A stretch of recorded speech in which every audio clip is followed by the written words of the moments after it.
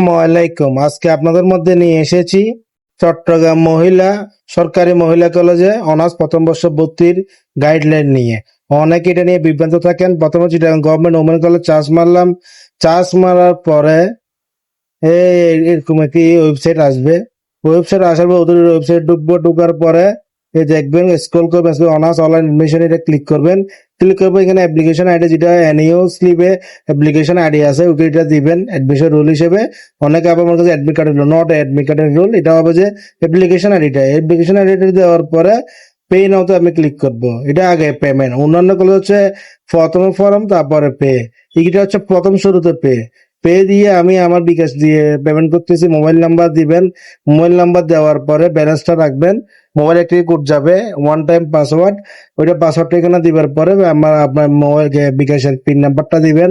বিকাশের পিন নাম্বারটাই দেওয়ার পরে কনফার্ম দিবেন। কনফার্ম দেওয়ার পর টাকা যখন ভেরিফিকেশন সাকসেসফুল, টাকা যখন কেটে নিবে অটোমেটিকলি ব্যালেন্স করে বিকাশ অ্যাকাউন্টে থাকতে হবে, এটা অটোমেটিকলি কাটবে, বুঝছেন? অটোমেটিক যখন কাটবে একটা ফর্ম শো করবে আপনাদের মধ্যে, দেখতেছেন ফর্মটি শো করবেন। আপনার নামটা কিন্তু অটোমেটিক টাইপ থাকবে, অন্যান্য গুলো আপনাগুলো দিতে হবে। Father's name, father mobile name, mother name, mother mobile name, date of birth, ওগুলো আপনারা একে একে দিতে থাকবেন। আমি দেখতেছি এগুলো হাইড রাখছি। হাইড গুলো দেখবেন যে না মানে গোপনীয়তার জন্য হাইড রাখছি। আপনারা কিন্তু বোরিং ফিল করবেন না, কারণ হচ্ছে আমি এই লাইভ কাস্টমার থেকে কাজটা করে আপনাদেরকে দেখাচ্ছি যেন আপনাদের সুবিধার্থে। আমার পার্সোনাল কাস্টমার দিয়ে এগুলো আমি কাজটা করতেছি। তাই ওনাদের থেকে জিজ্ঞেস করে করে করার জন্য আপনাদেরকে একটু দেখতে সময় লাগতেছে। এটা কোনো মানে এডিটিং বা কোনো এমনি দেখার জন্য, এটা লাইভ কাজ, মানে আমি একজনের কাজ এটা করে দিছি। সম্পূর্ণ ভিডিওটা আপনারা দেখলে বুঝতে পারবেন যে কিভাবে চট্টগ্রাম মহিলা কলেজে আপনারা অনার্স প্রথম বর্ষ ভর্তি হতে পারবেন। সম্পূর্ণ গাইডলাইন এটি।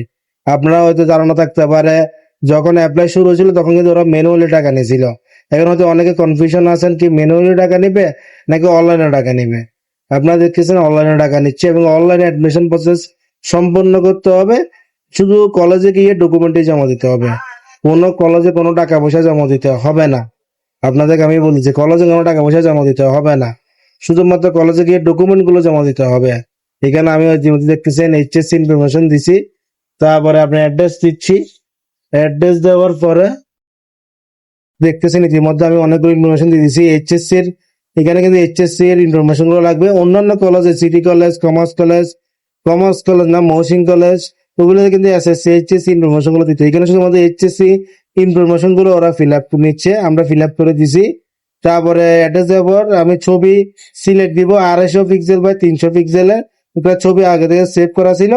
সিলেক্ট ফাইলে গিয়ে ছবিটা সিলেক্ট করার পর সকল তথ্য আবার পুনরায় চেক করে সাবমিট অ্যাপ্লিকেশনে ক্লিক করার পরে আমি ইতিমধ্যে প্রায় আরো 2টা কলেজের অ্যাডমিশন প্রসেস দেখাইছি। এখানে সাবমিট দেওয়ার পর এরকম একটা ফর্ম আসবে। মোবাইল থেকে করলে ফর্মটি পিডিএফ এ সেভ করে কম্পিউটার থেকে গিয়ে করবেন, আর কম্পিউটারে যদি করেন প্রিন্টার থাকলে প্রিন্ট করে আপনারা কলেজে জমা দিবেন।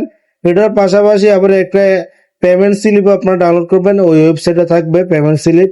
তো 2টা ফর্মের সাথে আরো অন্যান্য যা ডকুমেন্ট লাগে সবগুলো নিয়ে আপনারা কলেজে জমা দিবেন। আসসালামু আলাইকুম।